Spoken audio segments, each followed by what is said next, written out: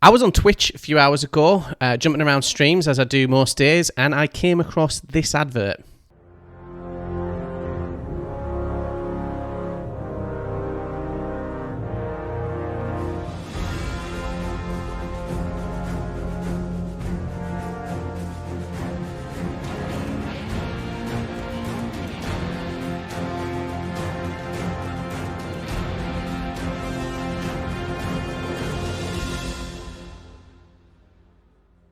So as you can see, Amazon has decided to make a last-ditch effort to rally the fans of Lord of the Rings and have some kind of viewing party with influencers, content creators, have some kind of viewing party, get people jumped up for the season finale.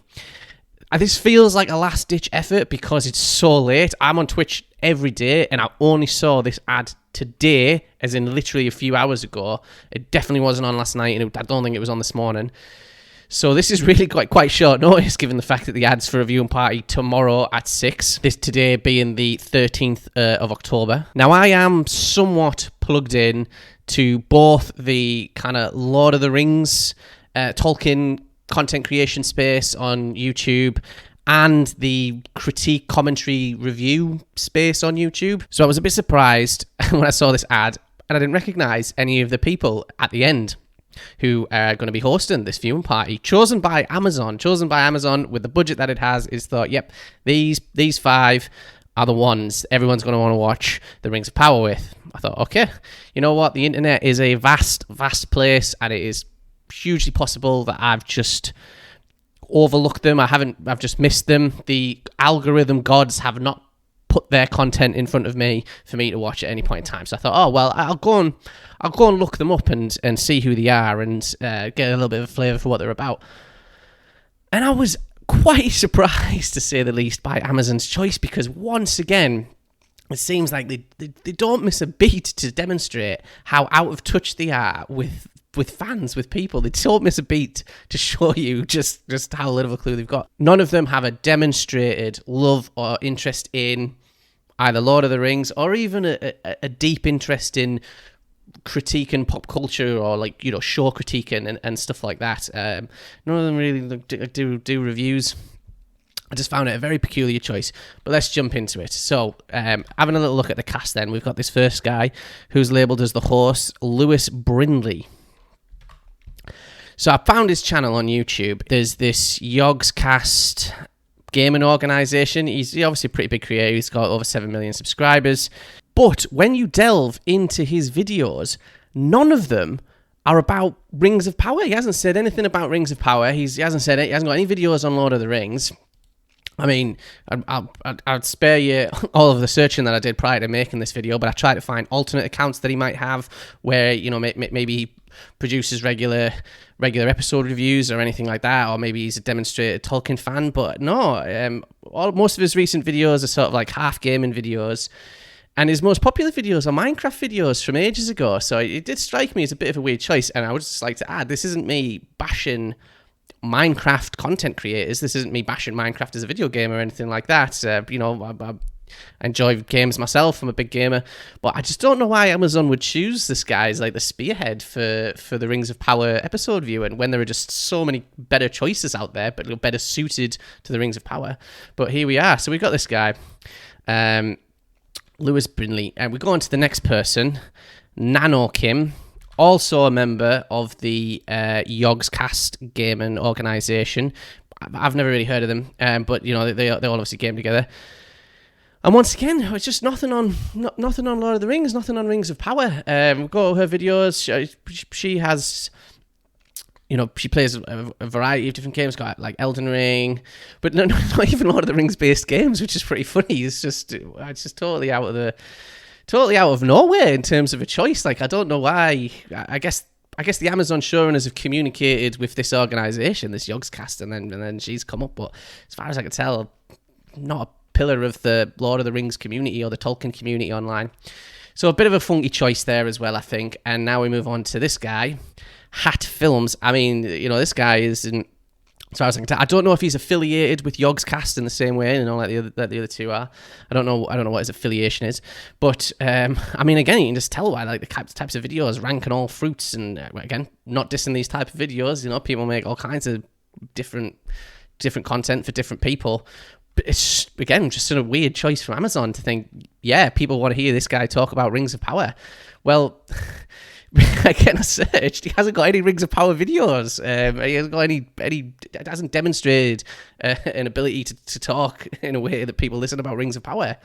So how do you know that people want to tune in to hear these guys talk about the Rings of Power when they don't have a single video demonstrating that that's the case? They don't have a single video demonstrating that people are interested in their take on Rings of Power.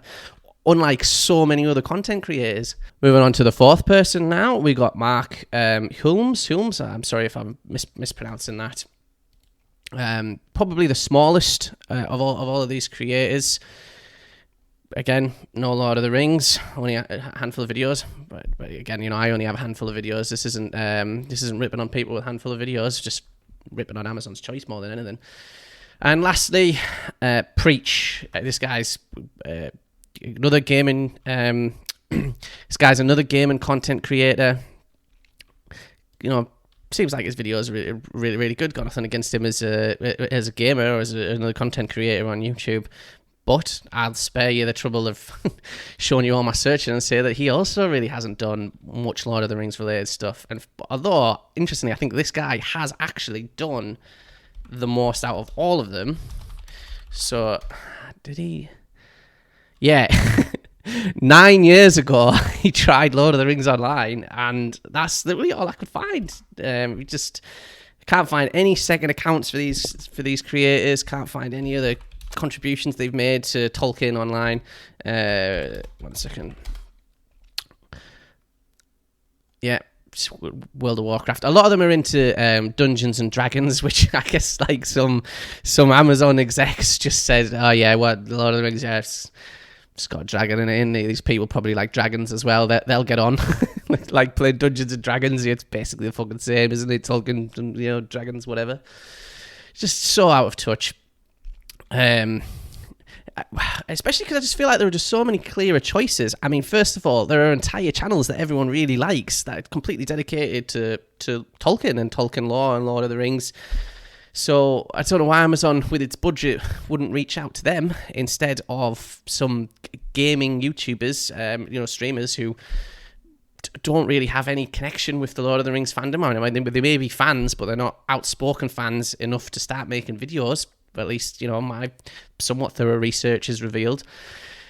But even if they didn't want to go for the Lord of the Rings fan approach, even if they were like, okay, we don't want, just a bunch of people who make lore-related videos, even though I really like those videos. We don't want like Nerd of the Rings or In Deep Geek. We don't want any of those sort of channels just coming on, just telling lore to people. What about all the people who review shows and talk about shows anyway, like, Jeremy Jans? I think having someone like Jeremy Jans on as a viewing party from Amazon's perspective would be way better. I would be way more likely to tune into that because I view his opinion as being relevant, and these guys might make fantastic gaming videos and D&D videos. I wouldn't turn to them for an opinion on Rings of Power. Angry Joe, I would just get the cast from the Angry Joe show in and just do a viewing of the finale with them. Again, just makes so much more sense. And if Amazon wanted to go even higher budget, what about Moist Critical? What about Charlie? He does his Moist Meter. He talks about shows that he likes. More relevant than, Minecraft and D&D content creators. I just don't understand it. Anyway, that's it for this video. It's a fairly short one, but I've literally just seen it today. I might tune into the viewing party for the season finale because I'm quite interested to hear what they say. I could be wrong. Please let me know in the chat if I'm wrong about these creators. They might actually have some secret channel where they all get together on like a podcast and really just like spin the shit about Lord of the Rings, and I just haven't found it. But if I haven't found it, and I haven't found it by searching for it, then are they big enough in the Lord of the Rings / Tolkien community to be worth Amazon paying them to do a viewing party for? I'm not so sure. And like I said, that's not a dig. It's not a dig at any of these people that are going on to do this. It's just a it's just a question that you've got to pitch to Amazon. Why? What bridge are you trying to build? Like, what do you think the Tolkien? You think fans of the show are going to say, yes, of course, Yogscast, finally I can see my Minecraft content and my Lord of the Rings content meet. It's so strange. Also, all these guys, I think, are from the UK as well. So it could be the case that in different countries, there's actually a different viewing party. So if you're in America, please let me know if you've seen an ad, particularly on Twitch, because that's where I saw mine. If you've seen an ad for your viewing party, that's different, because I'll be really interested to see who they've got lined up for like the US's viewing party as well for tomorrow or tonight. I'm not really sure how it works with the time difference. Like, I think it might air today in my time. Anyway, thanks again for watching, and enjoy the final episode tomorrow.